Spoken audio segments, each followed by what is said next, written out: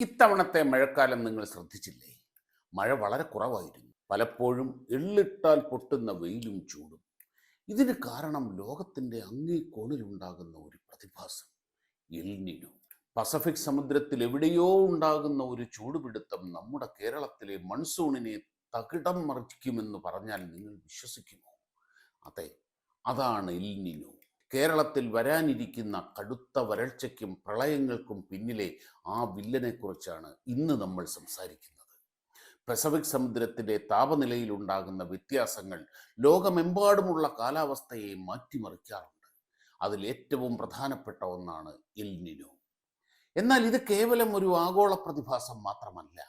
നമ്മുടെ കേരളത്തിലെ കർഷകരെയും ഡാമുകളിലെ ജലനിരപ്പിനെയും നമ്മുടെ നിത്യജീവിതത്തെ പോലും ഇത് നേരിട്ട് ബാധിക്കുന്നുണ്ട്.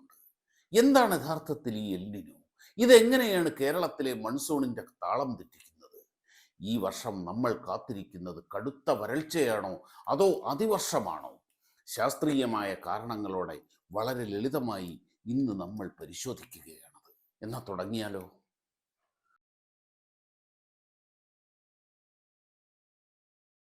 പ്രിയപ്പെട്ടവരെ, ഞാൻ ഷാബു പ്രസാദ്. ശാസ്ത്രത്തെ ലളിതമായും തെളിവുകളുടെ അടിസ്ഥാനത്തിലും അവതരിപ്പിക്കുന്ന സയൻസ് കോർണറിലേക്ക് എല്ലാവർക്കും സ്വാഗതം. ഇത്തരത്തിലുള്ള വീഡിയോകൾ നിങ്ങൾക്ക് ഇഷ്ടമാണെങ്കിൽ വീഡിയോ ലൈക്ക് ചെയ്യൂ. നിങ്ങളുടെ അഭിപ്രായം കമൻ്റായി അറിയിക്കൂ. ഉപകാരപ്രദമെന്ന് തോന്നിയാൽ സുഹൃത്തുക്കൾക്കൊപ്പം ഷെയർ ചെയ്യൂ. ഇനിയും സയൻസ് കോർണർ സബ്സ്ക്രൈബ് ചെയ്തിട്ടില്ലെങ്കിൽ ഇപ്പോൾ തന്നെ സബ്സ്ക്രൈബ് ചെയ്ത് ബെല്ലൈക്കണും അമർത്തൂ.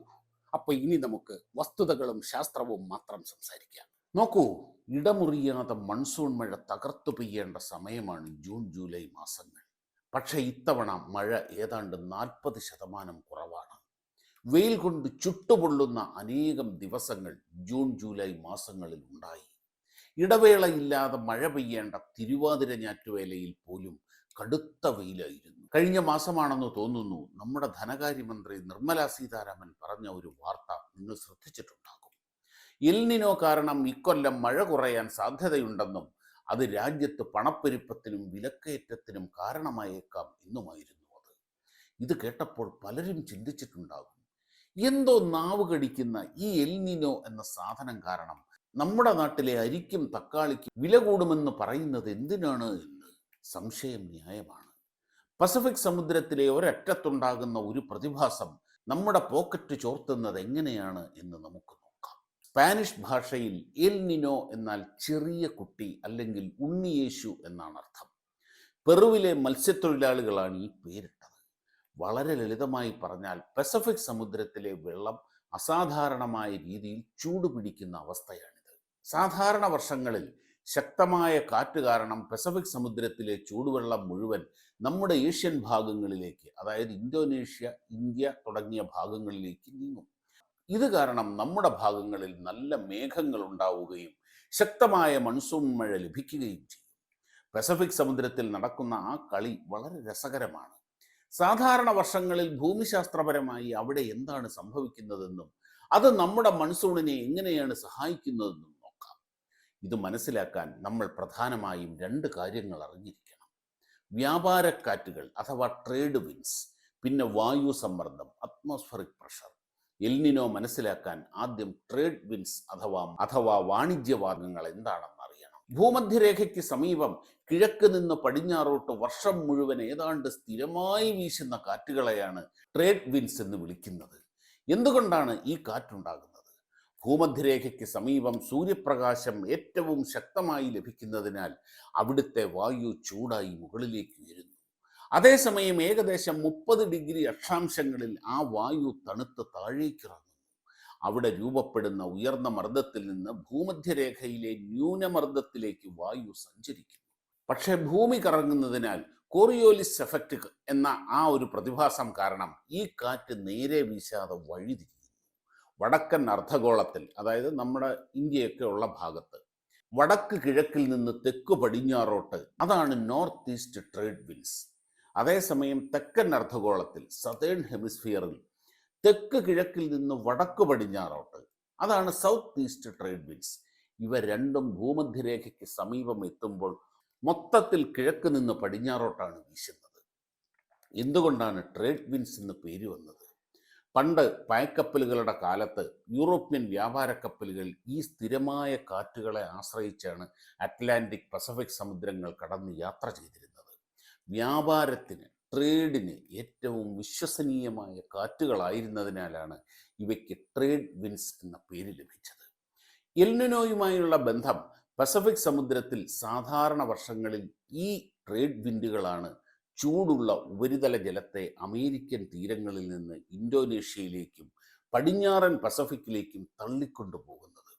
എൽനിനോ വർഷങ്ങളിൽ ഈ കാറ്റുകൾ ദുർബലമാകുമ്പോൾ ചൂടുവെള്ളം പടിഞ്ഞാറോട്ട് പോകാതെ മധ്യ കിഴക്കൻ പസഫിക്കിൽ തന്നെ വ്യാപിച്ചു കിടക്കും. അതാണ് എൽനിനോയുടെ പ്രധാന കാരണങ്ങളിലൊന്ന്. സാധാരണ വർഷങ്ങളിൽ ഈ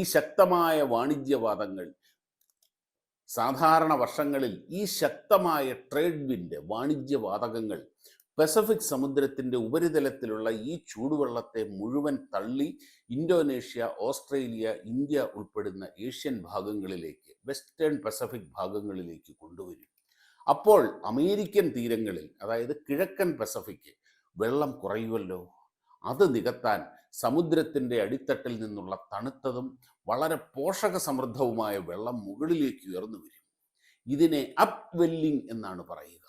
ചുരുക്കത്തിൽ സാധാരണ വർഷങ്ങളിൽ പസഫിക്കിൻ്റെ കിഴക്കു ഭാഗത്ത്, അതായത് അമേരിക്കൻ തീരത്ത് തണുത്ത വെള്ളവും പടിഞ്ഞാറ് ഭാഗത്ത്, നമ്മുടെ ഏഷ്യൻ തീരത്ത് വൻതോതിൽ ചൂടുവെള്ളവും കുന്നുകൂടും. ഇനി ഈ ചൂടുവെള്ളം നമ്മുടെ ഭാഗത്ത് എന്ത് ചെയ്യുകയാണെന്ന് നോക്കാം. വൻതോതിൽ ചൂടുവെള്ളം ഇന്തോനേഷ്യയുടെയും സമാന്തര ഏഷ്യൻ സമുദ്രങ്ങളുടെയും ഭാഗത്തെത്തുമ്പോൾ അവിടെയുള്ള വായു ചൂടുപിടിച്ച് മുകളിലേക്ക് ഉയരാൻ തുടങ്ങും.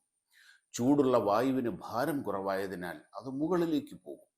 വായു മുകളിലേക്ക് ഉയരുമ്പോൾ അവിടെ ഒരു ലോ പ്രഷർ, ന്യൂനമർദ്ദം രൂപപ്പെടും. ഈ പ്രക്രിയയിൽ വലിയ തോതിൽ സമുദ്രജലം നീരാവിയായിട്ട് മുകളിലേക്ക് ഉയരും. അത് പടുകൂറ്റൻ മഴമേഘങ്ങളായി മാറുകയും ചെയ്യും. എൽനിനോ വർഷങ്ങളിൽ ഈ കാറ്റിൻ്റെ ശക്തി കുറയുമ്പോൾ ആ ചൂടുവെള്ളം നമ്മുടെ അടുത്തേക്ക് വരാതെ തിരിച്ച് അമേരിക്കൻ തീരങ്ങളിലേക്ക് തന്നെ പോകും. ചുരുക്കത്തിൽ നമുക്ക് മഴ തരേണ്ട ആ ചൂട് പസഫിക്കിൻ്റെ മറുഭാഗത്തേക്ക് പോകും. ഫലം ഇന്ത്യയിലും ഓസ്ട്രേലിയയിലും കടുത്ത ചൂടും വരൾച്ചയും ഉണ്ടാകും. അതേസമയം അമേരിക്കയിൽ വലിയ പ്രളയവും. പക്ഷേ ഇവിടെ മറ്റൊരു പ്രധാന കഥാപാത്രം കൂടിയുണ്ട്. ഇന്ത്യൻ ഓഷ്യൻ ഡൈപോൾ, ചുരുക്കത്തിൽ IOD എന്ന് പറയും. എൽനിനോ പസഫിക് സമുദ്രത്തിൽ നടക്കുന്ന ഒരു പ്രതിഭാസമാണെങ്കിൽ IOD ഇന്ത്യൻ മഹാസമുദ്രത്തിൽ നടക്കുന്ന ഒരു പ്രതിഭാസമാണ്. ആദ്യം ഡൈപോൾ എന്ന വാക്കിൻ്റെ അർത്ഥം മനസ്സിലാക്കാം. ഡൈ എന്നാൽ രണ്ട്, പോൾ എന്നാൽ ധ്രുവം, അല്ലെങ്കിൽ രണ്ട് എതിർഭാഗങ്ങൾ. ഒരു കാന്തത്തിന്, മാഗ്നറ്റിന് നോർത്ത് പോളും സൗത്ത് പോളും ഉള്ളതുപോലെ, ഒരു ബാറ്ററിക്ക് പോസിറ്റീവ് ടെർമിനലും നെഗറ്റീവ് ടെർമിനലും ഉള്ളതുപോലെ, ആനോഡും കാഥോഡും ഉള്ളതുപോലെ, പരസ്പരം വ്യത്യസ്തമായ രണ്ട് ഭാഗങ്ങൾ ചേർന്ന ഒരു സംവിധാനത്തെയാണ് പൊതുവെ ഡൈപോൾ എന്ന് പറയുന്നത്. ഇന്ത്യൻ ഓഷ്യൻ ഡൈപോളിൻ്റെ കാര്യത്തിൽ ആ രണ്ട് ധ്രുവങ്ങൾ, പോളുകൾ ചൂടും തണുപ്പുമാണ്. ഇന്ത്യൻ മഹാസമുദ്രത്തിൻ്റെ ഒരു ഭാഗം സാധാരണയേക്കാൾ കൂടുതൽ ചൂടാകുമ്പോൾ മറ്റൊരു ഭാഗം താരതമ്യേന തണുക്കും. ഈ താപനിലയിലുള്ള, ഈ ടെമ്പറേച്ചറിലുള്ള വ്യത്യാസമാണ് കാറ്റിൻ്റെയും മേഘങ്ങളുടെയും സഞ്ചാരത്തെ മാറ്റുകയും ഇന്ത്യയിലെ മൺസൂണിനെ സ്വാധീനിക്കുകയും ചെയ്യുന്നത്. അതുകൊണ്ടാണ് ഇതിനെ ഇന്ത്യൻ ഓഷ്യൻ ഡൈപോൾ എന്ന് വിളിക്കുന്നത്. ഇന്ത്യൻ മഹാസമുദ്രത്തിൻ്റെ കിഴക്കൻ ഭാഗം, അതായത് ഇന്തോനേഷ്യയ്ക്കും ഓസ്ട്രേലിയയ്ക്കും സമീപമുള്ള സമുദ്രവും പടിഞ്ഞാറൻ ഭാഗം, അതായത് ആഫ്രിക്കയുടെ കിഴക്കൻ തീരത്തുള്ള സമുദ്രവും തമ്മിലുള്ള ഈ ടെമ്പറേച്ചർ ഡിഫറൻസിനെയാണ് ഇന്ത്യൻ ഓഷ്യൻ ഡൈപോൾ എന്ന് നമുക്ക് ചുരുക്കി പറയാം. IOD ഉണ്ടാകുമ്പോൾ ആഫ്രിക്കയ്ക്ക് സമീപമുള്ള പടിഞ്ഞാറൻ ഇന്ത്യൻ മഹാസമുദ്രം സാധാരണയേക്കാൾ ചൂടാവുകയും ഇന്തോനേഷ്യയ്ക്ക് സമീപമുള്ള കിഴക്കൻ ഭാഗം താരതമ്യേന തണുക്കുകയും ചെയ്യും. ഇതിൻ്റെ ഫലമായിട്ട് മഴമേഘങ്ങൾ കുറച്ചുകൂടി പടിഞ്ഞാറോട്ട് നീങ്ങുകയും ഇന്ത്യൻ ഉപഭൂഖണ്ഡത്തിലേക്ക് ഈർപ്പം നിറഞ്ഞ കാറ്റിൻ്റെ ഒഴുക്ക് ശക്തിപ്പെടുകയും ചെയ്യും. അതിനാൽ ഇന്ത്യയിൽ മൺസൂൺ മഴ മെച്ചപ്പെടാനുള്ള സാധ്യത വർദ്ധിക്കും.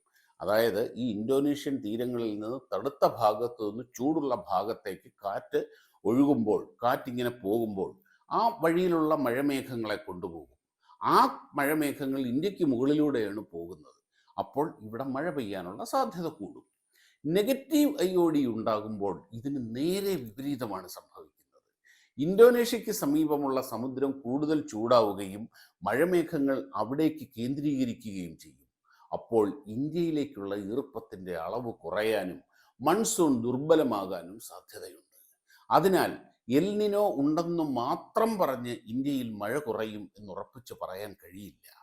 എൽനിനോയും പോസിറ്റീവ് അയോഡിയും ഒരേ വർഷം വന്നാൽ പലപ്പോഴും പോസിറ്റീവ് അയോഡി എൽനിനോയുടെ പ്രതികൂല ഫലത്തെ ഭാഗികമായി കുറയ്ക്കും. അതുകൊണ്ട് തന്നെ കാലാവസ്ഥാ ശാസ്ത്രജ്ഞർ എൽനിനോ മാത്രം നോക്കാറില്ല. ഇന്ത്യൻ ഓഷ്യൻ ഡൈപോളും ഒരുമിച്ച് വിലയിരുത്തിയാണ് മൺസൂൺ പ്രവചിക്കുന്നത്. ഇവ എങ്ങനെ പ്രവർത്തിക്കുന്നു എന്നതിനെക്കുറിച്ച് ശാസ്ത്രജ്ഞർക്ക് ഇന്ന് നല്ല ധാരണയുണ്ട്. എന്നാൽ എൽനിനോയോ ഇന്ത്യൻ ഓഷ്യൻ ഡൈപോളോ കൃത്യമായി എപ്പോൾ ആരംഭിക്കും, എത്ര ശക്തമായിരിക്കും, എത്ര കാലം നീണ്ടു നിൽക്കും എന്നത് ഇന്നും പൂർണ്ണമായി പ്രവചിക്കാൻ കഴിയുന്നില്ല. വന്നാൽ അത് ഇന്ന സാധനമാണെന്നറിയാം, പക്ഷെ ഇവൻ എപ്പോൾ വരും, എത്ര ശക്തി ഉണ്ടാകും എന്നൊന്നും ഇപ്പോഴും പ്രവചിക്കാൻ കഴിയില്ല. കാരണം സമുദ്രവും അന്തരീക്ഷവും തമ്മിലുള്ള ഈ ഇടപാടുകൾ അതീവ സങ്കീർണമാണ്. അതുകൊണ്ട് തന്നെ ലോകത്തിലെ ഏറ്റവും ശക്തമായ സൂപ്പർ കമ്പ്യൂട്ടറുകൾ ഉപയോഗിച്ചുള്ള കാലാവസ്ഥാ മോഡലുകൾ പോലും മാസങ്ങൾക്കപ്പുറത്തേക്കുള്ള പ്രവചനങ്ങളിൽ ചില അനിശ്ചിതത്വങ്ങൾ കാണിക്കുന്നുണ്ട്. എൽനിനോയെയോ ഇന്ത്യൻ ഓഷ്യൻ ഡൈപോളിനെയോ നമുക്ക് തടയാനോ ഓഫ് ചെയ്യാനോ കഴിയില്ല. ആയിരക്കണക്കിന് കിലോമീറ്റർ വ്യാപിച്ചു കിടക്കുന്ന സമുദ്രത്തിലും അന്തരീക്ഷത്തിലും നടക്കുന്ന സ്വാഭാവിക പ്രക്രിയകളാണവ. എന്നാൽ അവയുടെ ആഘാതം കുറയ്ക്കാൻ നമുക്ക് കഴിയും. അതിനാണ് കൃത്യമായ കാലാവസ്ഥാ പ്രവചനങ്ങൾ ഏറ്റവും പ്രധാനമാകുന്നത്. അതിൻ്റെ അടിസ്ഥാനത്തിൽ കർഷകർക്ക് മുൻകൂട്ടി മഴക്കുറവോ അതിവർഷമോ അറിയിച്ചാൽ വിളകളും വിതയ്ക്കുന്ന സമയവും മാറ്റാൻ കഴിയും. അണക്കെട്ടുകൾ ശാസ്ത്രീയമായി നിയന്ത്രിക്കാം. കുടിവെള്ളം മുൻകൂട്ടി സംഭരിക്കാം. സർക്കാരുകൾക്ക് വരൾച്ചയ്ക്കും പ്രളയത്തിനും വേണ്ട തയ്യാറെടുപ്പുകൾ നടത്താം. ആരോഗ്യ, വൈദ്യുതി, ഭക്ഷ്യ വിതരണ സംവിധാനങ്ങൾ മുൻകൂട്ടി ആസൂത്രണം ചെയ്യാം. പ്രകൃതി നമ്മുടെ അറിവിനേക്കാൾ എപ്പോഴും വലുതാണ്. ഓരോ ഉത്തരവും കണ്ടെത്തുമ്പോഴും അതിലും കൂടുതൽ പുതിയ ചോദ്യങ്ങളാണ് ശാസ്ത്രത്തിന് മുന്നിൽ തുറക്കപ്പെടുന്നത്. അതാണ് ശാസ്ത്രത്തിൻ്റെ സൗന്ദര്യം. എല്ലാം അറിയാമെന്ന് അവകാശപ്പെടുകയല്ല ശാസ്ത്രം ചെയ്യുന്നത്. അറിയാത്തത് സമ്മതിച്ച് തെളിവുകളുടെ അടിസ്ഥാനത്തിൽ ഓരോ പടിയായി സത്യത്തോട് കൂടുതൽ അടുക്കാൻ ശ്രമിക്കുകയാണ്. അതുകൊണ്ട് തന്നെ പ്രകൃതിയുടെ യാഥാർത്ഥ്യങ്ങളെ മനസ്സിലാക്കി അവയോട് ഇണങ്ങി ജീവിക്കുകയാണ് മനുഷ്യൻ്റെ ഏറ്റവും വലിയ വിവേകം.